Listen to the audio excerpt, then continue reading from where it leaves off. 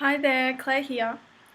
Today I just wanted to chat to you a little bit about gluten-free products, and I suppose have a bit of a rant about how some of them are probably giving off the vibe that they're a lot healthier than what they are.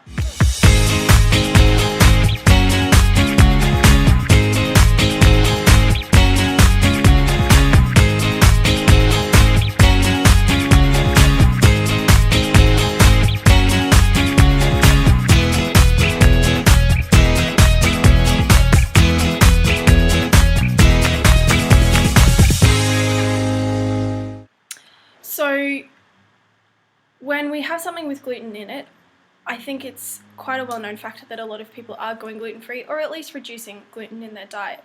So for anyone that's kind of thought about this, or know that when they kind of just, reduce eating a bit of bread or knock back on the pasta a little bit here and there, they end up feeling a lot better.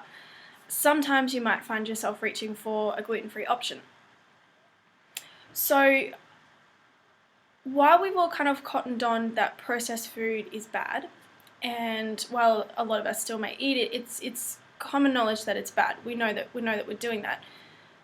Gluten-free food, I feel like, still has the label that it's healthy, that it's a health food item. And yes, if you're taking the gluten out of a food and you're reacting to it, to be eating gluten-free food is a really good step in the right direction, and you're doing a lot for your body by doing that. But still the ingredients that are making it into these prepackaged gluten-free foods really leave a lot to be desired, which is a shame.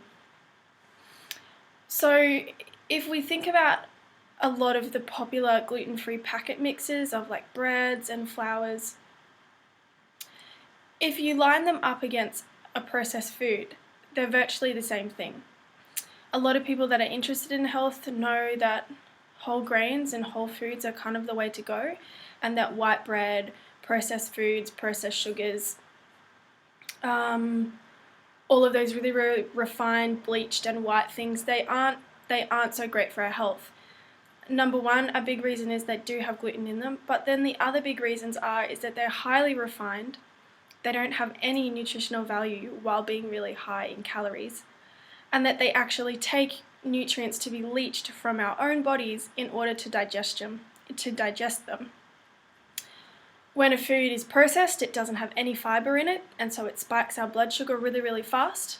I've touched on that in my previous blog and how all of that can lead to sugar cravings, weight gain, problems with hormones, problems with digestion, you name it.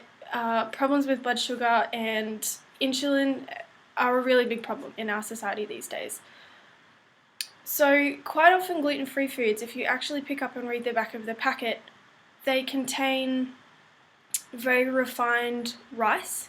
Flour is a very common ingredient, as well as corn flour, tapioca flour, which is a very refined root vegetable. It's very white and starchy.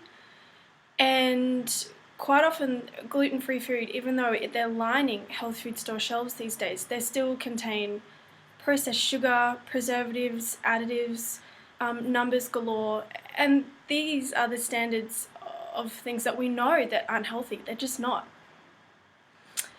I used to work in a health food store that sold gluten-free cheese puffs, and they were like neon orange.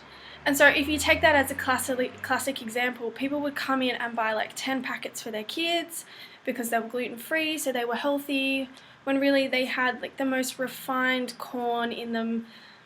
They were a Twisties imitation, and I know people that eat Twisties, but I don't really know anyone that thinks that Twisties are healthy.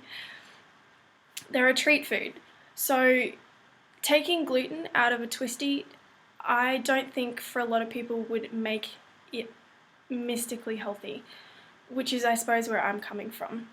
So I kind of want this video to serve as a purpose in that if you are gluten-free, I want to congratulate you for taking that step, because if it's serving your health better, then of course you're going to be feeling the benefit of doing it. I also touched on this in my blog post that I did a few weeks ago on the 7 steps to ditching your daily bread, about how using gluten-free foods as a bridge. So if you have to give up gluten and you eat toast every day, of course switching to a gluten-free toast is going to make that transition so much easier. But I think in long term, for your health, we then need to start thinking about maybe doing a bit more cooking in the kitchen ourselves and making sure that when we are eating gluten-free grains, that they're always whole grain, like brown rice and quinoa and amaranth and millet, those kinds of things. Buckwheat is a really good one. But to make sure that they're not refined and that they don't have processed sugar in them and that they're not full of additives and numbers and preservatives and all of those delightful things, because that's what constitutes a junk and a processed food rather than whether or not it has gluten in it. I hope this has been helpful. If you think that there's anyone else around you or that you know that should maybe need to hear about this, I'd love for you to pass it on. And if you have any questions or anything that you want me to clarify, I'll be hanging out in the comments below. And I'll also put a link to that post for ditching your daily bread, because it gives you some really great ideas about how to start transitioning your diet from eating gluten to not eating gluten healthily. And I'll talk to you next time. Thanks. Bye.